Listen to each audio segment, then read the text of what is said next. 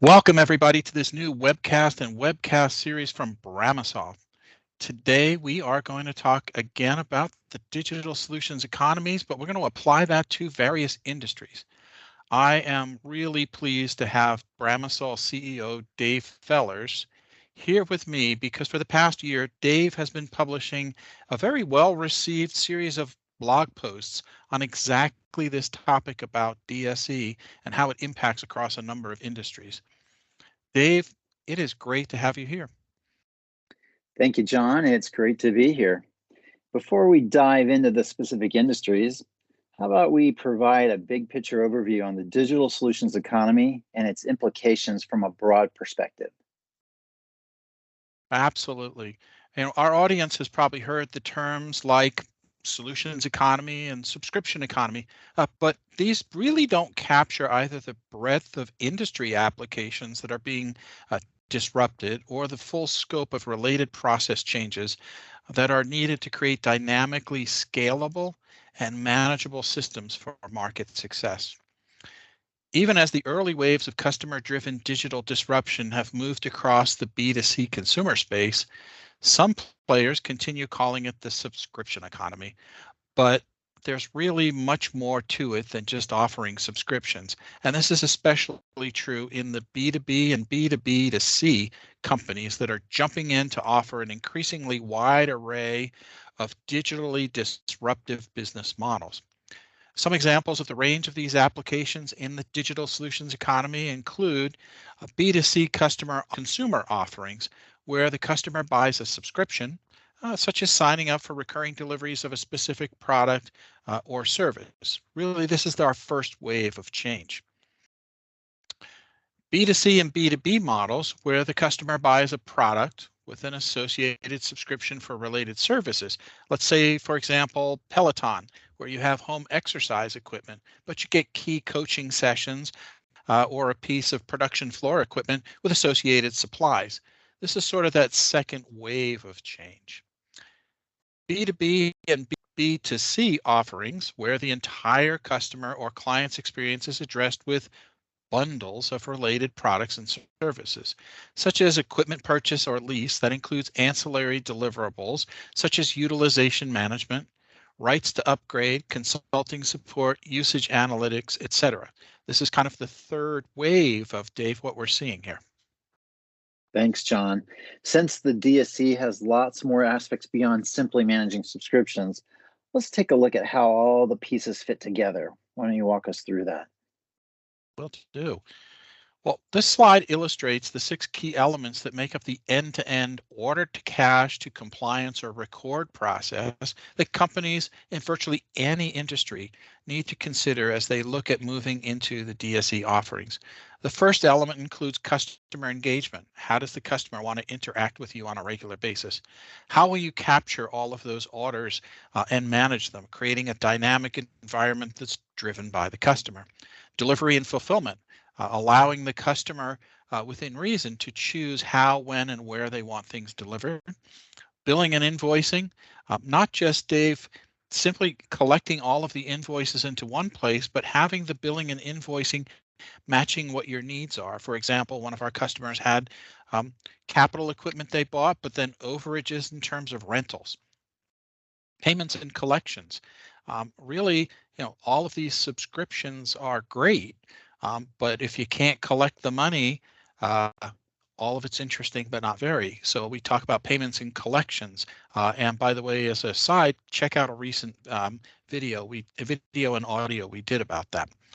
We have RevRec, and certainly that is the heart of our business and what we love about this whole thing. But really focusing in on what are the implications to revenue recognition of these various models, and how do they integrate end to end?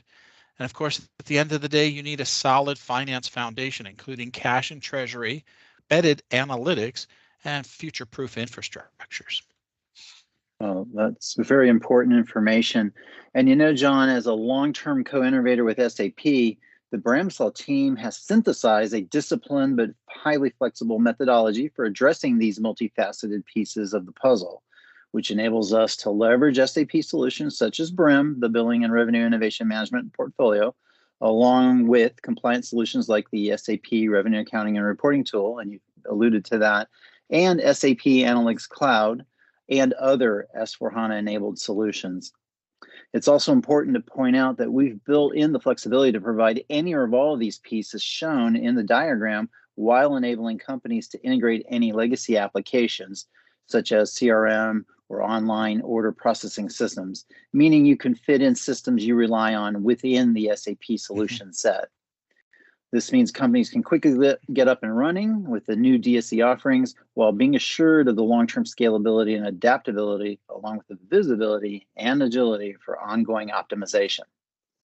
Right. Oh, that's great. And and I know that we offer this both in any platform environment, whether it's the quote unquote public cloud or when companies want to host their own solutions. So that is great. How about we dive into some of the more specific industries that you've addressed in your blog post, Dave? The digital solutions economy in the media and entertainment industry is one of the compelling stories in this evolution and transformation. But there are some key challenges that this industry space faces, such as navigating huge changes in the competitive landscape itself, driving new subscriber growth while reducing subscriber churn, kind of dealing with both ends of that spectrum, boosting revenues with compelling new advertising initiatives, continually having to offer fresh content while controlling the spiraling production costs, and dealing with increasingly complex cross-licensing relationships as these different media companies interact and interoperate with each other. At Bramasol, we have a long history of working with leading media companies such as Apple, Discovery, Google, Disney, AT&T, and others. In many cases, these working relationships started with helping companies comply with the increasingly complex revenue recognition and compliance issues using applications such as the SAP Revenue Accounting and Reporting tool. As back-end processes and relationship management issues for the digital solutions economy have become more important, Bramasol's leadership in tailoring SAP BRIM to specific customer requirements is helping our clients adapt to the dynamically changing media business landscape. The flexibility to integrate BRIM portfolio applications with legacy customer-facing subscription processes is also very helpful to support the integration of M&A acquired entities, as well as complex cross-licensing arrangements. Yeah, that is so true as we see all of this evolve. And of course, the revenue sharing just gets bigger and bigger as we see Apple, Amazon, and others just broadening their portfolios and crossing lines very much. But so the focus on implementation flexibility should help media companies address their immediate needs to adopt disruptive challenges. But what about the longer terms? Right. Well, looking ahead with the progression of the digital transformation processes, the combination of SAP Analytics Cloud and SAP S/4HANA will enable better visibility across the whole end-to-end process, along with a unified single source of the truth for management of the disparate elements, scaling to meet the demand, and optimizing the profitability for streaming media offerings.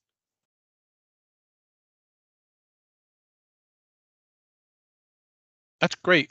Let's talk, Dave, for a moment about DSE, digital solutions economy in the semiconductor industry. The digital solutions economy in the semiconductor industry is an extremely compelling area. The semiconductor industry is known for leading the way in innovation and change, but there's a lot of challenges that come with that. So the global semiconductor supply chain disruptions and chip shortages are certainly something all over the news and leading to lots of changes from governmental policy, investments, and other things. That's a big issue. Geopolitical concerns over where these semiconductor manufacturing is located, moving it out of certain parts of the world to other parts, a big issue. However, there's a long capital investment cycle for creating new chip foundries. The intellectual property protection has been a concern for decades.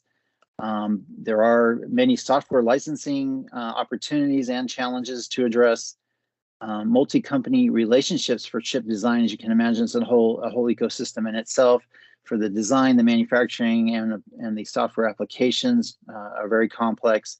And then all of this is burdened by the long lead times for existing chips and even longer startup timeframes for new designs. So a lot of big issues that face the semiconductor industry when they look at the digital solution approach.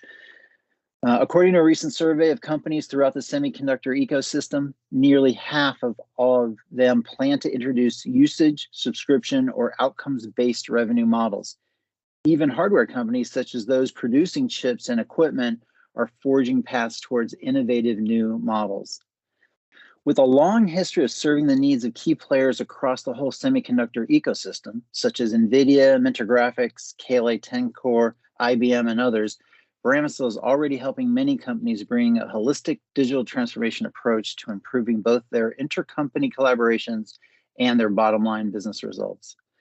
For example, bundling of chips, software, and service offerings that involve multiple companies often entail complex revenue recognition and compliance issues, and semiconductor equipment makers offering new usage-based models can benefit from billing and revenue innovation solutions.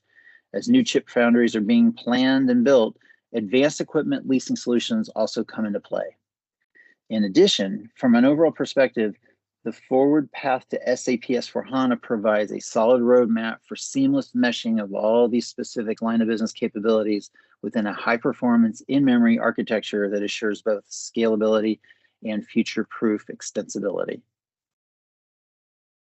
Wow, Dave, there's a lot there to digest. I mean, it's the amount of change there in semiconductor business is amazing. And of course, you mentioned NVIDIA, one of our long-term customers, who is offering all of those things as they continue their journey into autonomous vehicles and become the engines that drive that. So we can see how the BRIM and RevRec coming together is really influencing how these businesses are able to scale and integrate.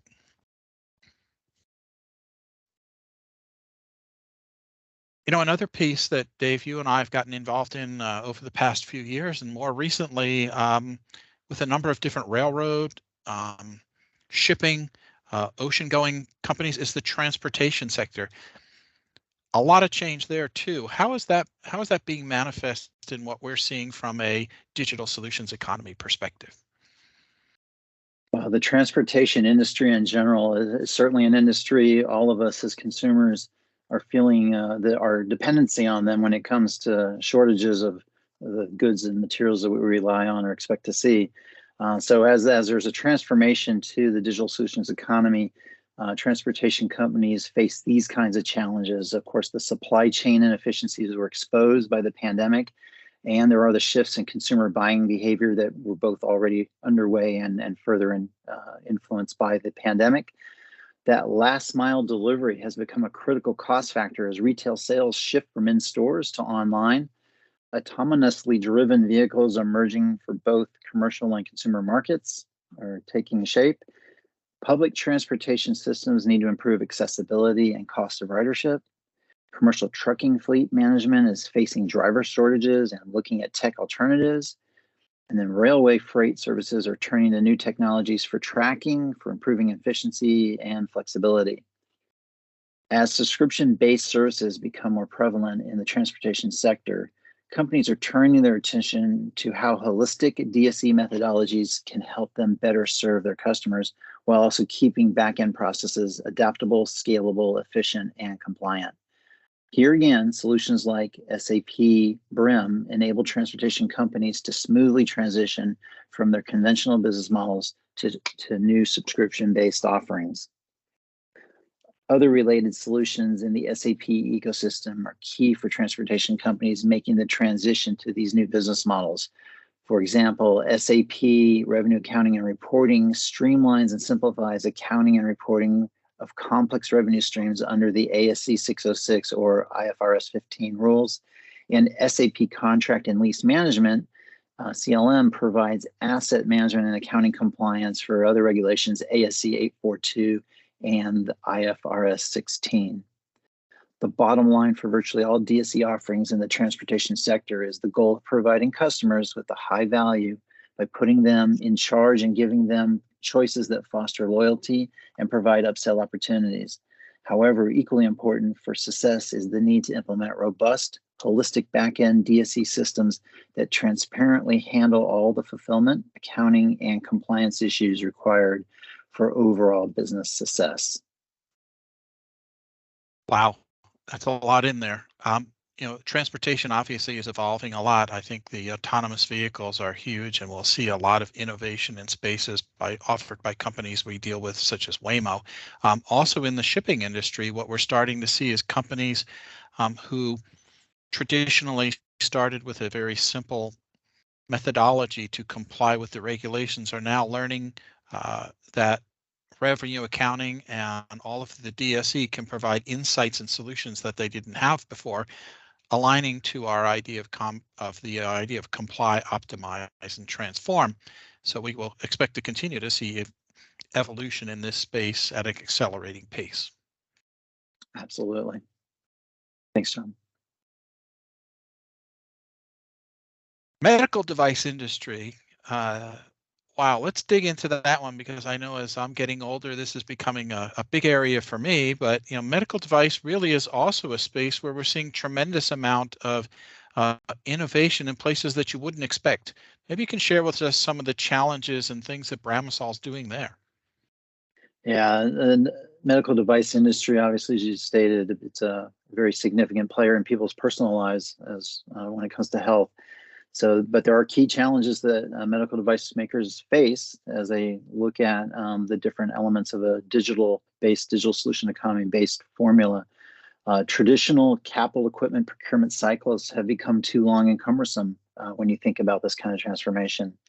Unanticipated disruptions, such as that caused by COVID, have exposed the need for greater agility. And we have this new trend of value-based insurance reimbursements that are driving the need to justify equipment and other devices according to the outcomes and utilization, rather than just allocating capital acquisition costs. And that's a big change for the industry. Market dynamics and uncertainties are making revenues less predictable for medtech manufacturers, thereby impairing forecasting and planning processes. And the shift from CapEx purchase models to subscription-based offerings requires medical device manufacturers to adapt their revenue recognition and reporting systems to assure compliance. The digital solutions economy applications, along with the overall digital transformation strategies, will play key roles in helping companies in the medtech sector navigate these challenges, and that's helpful and that's important. Solutions such as SAP BRIM enable medical device makers to smoothly transition from their equipment sales models to new subscription-based DSE offerings. Because BRIM supports a holistic approach that seamlessly interfaces with third-party or legacy customer engagement systems on the front end, and also integrates directly with payments, collections, and revenue compliance on the back end, that provides needed capabilities for companies. Other related solutions in the SAP ecosystem are key to helping medical device companies make the transition to these new business models. Here again, SAP Revenue Accounting Reporting, SAP Contract Lifecycle Management, streamline and simplify accounting and reporting of complex revenue streams under the ASC 606, IFRS 15 rules, as well as the asset management and accounting under the ASC 842 and IFRS 16. So both domestic and international standards are met. Bramasol clients, such as Hillrom, is a prime example of how new subscription-based models can be successful in the medical devices sector. Hillrom's Smart Care service provides hospitals and clinics with turnkey management of their patient care equipment, such as beds, stretchers, diagnostic systems, test devices, consumables, etc., to optimize readiness, availability, usage levels, locations, maintenance, and remote device management. As the overall healthcare landscape continues to change, the medical device sector in particular must cope with the need for new DSE subscription-based models to give health providers better ways to procure needed systems, while also optimizing the ongoing usage and management of these devices. Through meeting these challenges, medical device makers will work to supply their customers, their direct and indirect customers, and ultimately what will end up being patients with better care, better services for better health outcomes. Absolutely, and continued evolution of this model within the delivery of care, whether it's through subscriptions, concierge services, and all of that has been a tremendous change. And as we look at some of our customers, in addition to Hillrom, such as Terumo and Amgen and others, as we see those evolutions, we'll certainly continue to push at the forefront. Dave, let's talk for a moment about something near and dear to all of our hearts as we watch what's going on in the world today, the energy sector. Tremendous amount of change in this sector as we see more moves away from fossil fuels and talking about electronic EVs, electric vehicles, and solar and all of that. What are some of the key challenges you're seeing here? John, absolutely. The energy sector is the epicenter of both hanging on to the past and evolving to the future as we try to meet the needs of the planet. But we feel the impacts of our current dependency. But this industry is looking in a big way at a new future, which will be very much driven by digital solutions as the digital solutions economy takes shape. But they cannot ignore some of the big challenges they face, such as managing the transition itself from fossil fuels to sustainable energy sources, which actually, obviously is a massive survival issue for some companies that may not have a business in the future if they can't figure out that transition, and obviously an opportunity for a lot of new businesses to come into existence as has been happening. The scaling up and integrating of more renewable energy into business models, just businesses finding ways to leverage and take advantage as a part of their normal business operations. The disciplined capital planning to support that transition of energy sources. And that's a long-term enormous challenge, as there's just not enough of new energy to replace old energy yet, and that process needs to change. It'll take time and it'll be very complicated and very involved. The increasingly complex partnering scenarios between energy producers, supply chains, distribution networks, and customer-facing delivery systems, it also becomes much more complicated in general in the energy sector and then with these transitions. And within this, and any industry in this kind of massive change, you're always going to have a lot of mergers and acquisitions going on, and integrating those M&A deals aimed at diversifying a company's energy offerings as one of their ways to expand is a continuous challenge of how to fit that in. And then within all of that, implementing the digital transformation approach to improve the end-to-end efficiency, traceability, visibility, and management of energy infrastructures is critical. And then an issue that is very critical in this space is complying with many evolving regulatory requirements on a variety of levels, including for ESG and carbon accounting. These are two areas that will cross into many other industries as well, but the energy sector is probably the front and center for that one. Dave, that's a lot of challenges that are out there. How is Bramasol able to and going about addressing all of these challenges for this industry? Digital solutions economy applications exist to help meet these challenges, and they support the overall digital transformation strategy changes, including playing key roles in helping companies in the energy sector navigate those challenges just mentioned. For example, the increasing emphasis on agile partnering scenarios between companies in the end-to-end energy generation and delivery infrastructure will require DSC software solutions that can dynamically adapt to shifts in usage levels, revenue sharing, and contract change management. SAP solutions such as BRIM enable companies to integrate new energy sources while building on their legacy systems and balancing the transition from fossil fuels.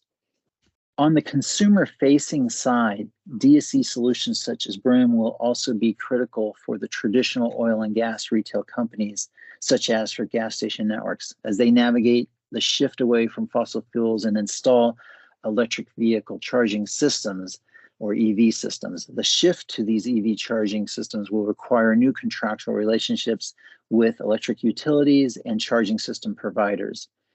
Incentive and loyalty programs will be key factors for gas stations to optimize consumer spending, both for charging and for other on-site products and services that these kinds of gas station businesses will evolve into as they transition away from fossil fuels.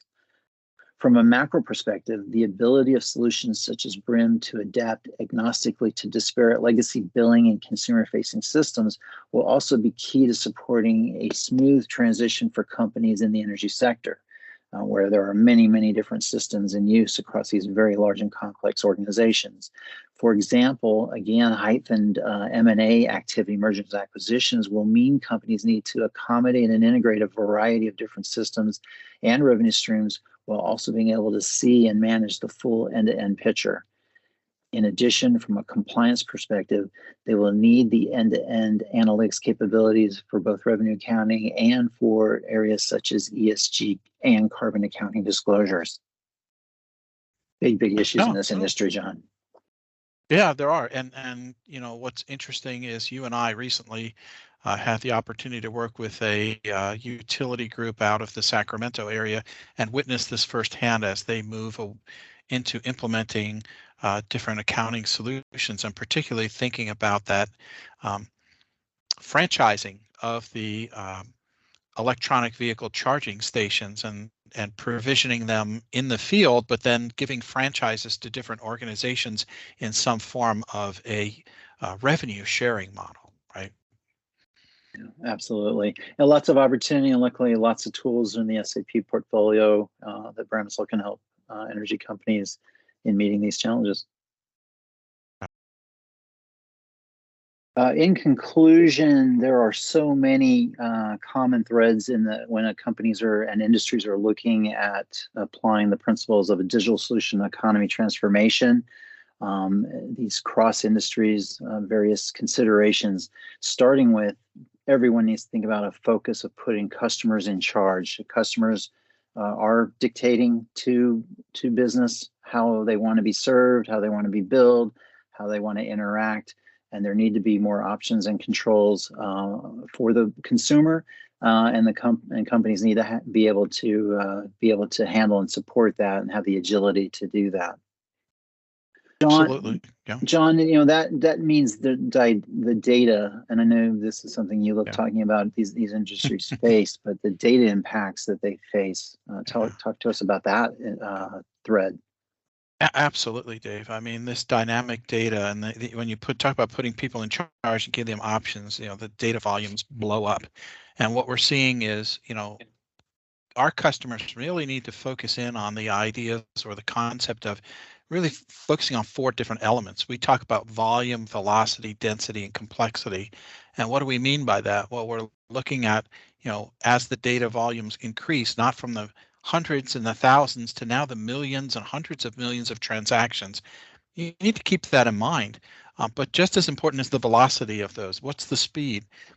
If you get 1 million transactions, Dave, in a year, that's one thing. If I'm getting 1 million transactions or 100 million transactions and they're happening daily, the velocity of those transactions requires the real-time power of things like SAP S/4HANA and BRIM to manage that.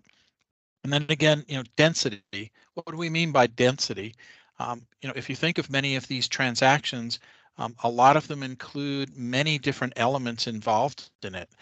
You can have a corporate purchase that has 100 different billing items on each transaction with corresponding consumption and usage billing associated with it. So they're very dense. You have to break them out, associate them, and break them back up, put them back together. And of course, the complexity of the interactions. So when you look at all of these different dimensions, you know, companies need to sit back and take a look at that and understand how that affects their infrastructure. You know, the next is, you know, that idea, and maybe you can talk a little bit about what we're seeing from an end-to-end integration. What does that imply? What are we seeing from an end-to-end integration need?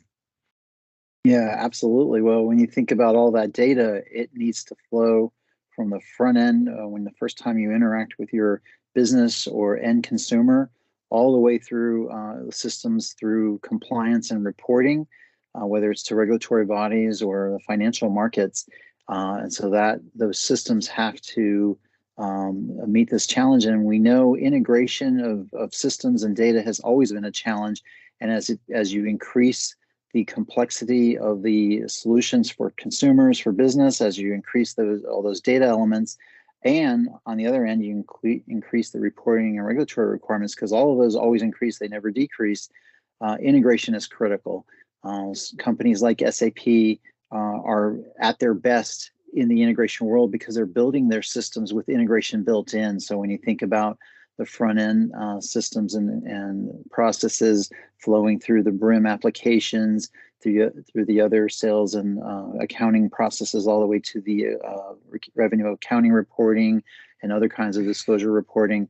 That integration is built in, but when it's not built in, it needs to be addressed. And so then you need a platform that also comes within the SAP world that supports where you are going to use other systems. And obviously in a number of industries, there are systems and solutions that are prevalent, but still need to interact seamlessly with SAP. Right. And that just drives, but you can't ignore out of all that what it drives when it comes to the requirements of that integration in other topic areas, such as compliance. And maybe I can just address that as for a moment, sure, John, and then we'll talk about some of the other elements. But compliance is critical. There are governmental bodies driving this. There are whole continents driving this, like the EU, all sorts of requirements that they impose. There's competition between governmental authorities. There's accounting boards. There's all sorts of groups around safety and security topics. So it goes on, and then the massive focus on turning us into a green world that's supporting our planet. So all the elements around the ESG and carbon accounting that are growing and growing. And you got to have a way to track it. You have to do it. You cannot avoid it, and you have to have a system and a way to do that. And companies, the forward-looking companies, need to find ways to do this in a way that promotes their business and promotes their business success. It's not treated as a burden or just a financial cost, but is used as an engine for eventually what can be attractions to investing in their companies, to having consumers want to support them. So there's actually a real positive upside to a proper focus on these compliance type areas. Absolutely. But how are we going to do that? Because there's a lot of issues around being flexible and scalable and having the agility to do that, John. Yeah, I mean, you're spot on. I mean, and I think it goes to some of the points you made in the industry, things around the growth of these industries, where you see new players evolving every day, and how do these businesses flex and scale? How do they become nimble in the marketplace and agile? And of course, SAP, certainly, and our experience shows, you need to be flexible and scalable to do that. SAP can do everything from the smallest all the way up to the world's Fortune 1 or 2 companies with hundreds and hundreds of millions of transactions daily. So it's absolutely important that you don't just build for today, but you build for tomorrow. And I'm going to kind of lean that into some of these implementations. Dave, as you know, will require the integration of agnostic, disparate legacy systems. I think you brought out a great point around so many, as we look at the energy sectors and all of these as we evolve forward, disparate legacy systems where you have to begin to integrate them. Some companies, their secret sauce is their own proprietary ordering systems and ways of doing things. And of course, we're experts in helping companies integrate those solutions together. But net, as a CEO, I know you look at this every day. It's about the long term, and talk a little bit about what's the long term implications of this. Absolutely. When you're addressing and looking at a digital solutions economy approach, regardless of industry that you're in, and you think about the long term picture, ultimately, survivability, productivity, financial success are important and a key element to doing all of that while meeting the challenges that you face that we've referred to around compliance and governmental organizations. Is you've got to be able to control your data. You've got to know where it originates from and where it flows, know that you can rely on it. And it's so critical then when you have a single source of the truth type of system or process where you understand the full data flow and you can report on it, you can do the analytics. And then that leads very much into the predictive elements of things so that you can start anticipating changes and things that you need to do to meet customer demands, deal with supply chain issues, other elements that we've talked about in this industry series that companies face. All of that, when it comes down to the long term, it's kind of the now and it's the future. Wow, that's absolutely spot on. Well, Dave, this has been fantastic. I've really enjoyed spending this time with you, talking about what you've shared with us as you observe our business and the companies, the amazing companies that we work with. Thank you for your insights and your time. Absolutely, John, and thank you. And I understand that we can get more information on any of these topics. How do we do that? Well, you can go ahead and scan that QR code that you see here at the bottom of the screen. You can also go check us out on our website at bramasol.com, or we have a fantastic set of over 250 plus videos that you can choose from, different learning streams and different education streams, and create your own lists through YouTube.